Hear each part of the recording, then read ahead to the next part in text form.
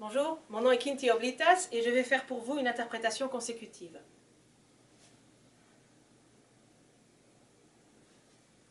Bonjour, je vais parler aujourd'hui avec vous de la diplomatie du panda et du chocolat.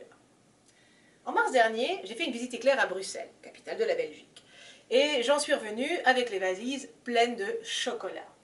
Mais peut-être qu'à l'époque, je n'étais pas le seul à avoir dans l'idée de faire des cadeaux. En effet, le président chinois Xi Jinping et le roi Philippe de Belgique se rencontraient à ce moment-là. Et ils ont inauguré ensemble une nouvelle étape dans la diplomatie du panda.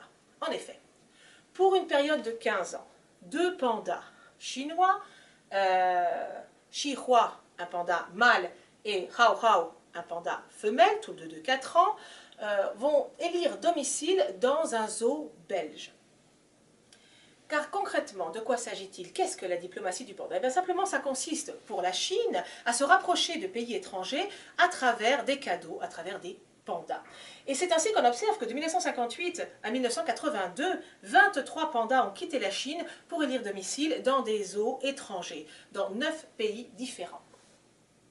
Ceci dit, la diplomatie du panda a changé quelque peu en 1984. On a vu une légère inflexion dans cette politique qui est passée d'une politique de cadeaux à une politique de prêt. Les pandas aujourd'hui sont donc prêtés à des zoos étrangers pour une durée de 10 ans, avec bien sûr dans l'idée qu'il y ait une compensation pour la Chine d'1 million de dollars par an et que par ailleurs tout petit né en captivité serait rapatrié vers la Chine.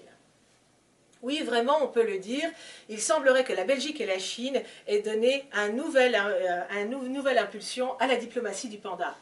Mais pour être tout à fait sincère, la question que moi je me pose, c'est de savoir si le président chinois est parti, oui ou non, avec du chocolat dans ses valises et combien est-ce qu'il en a emporté.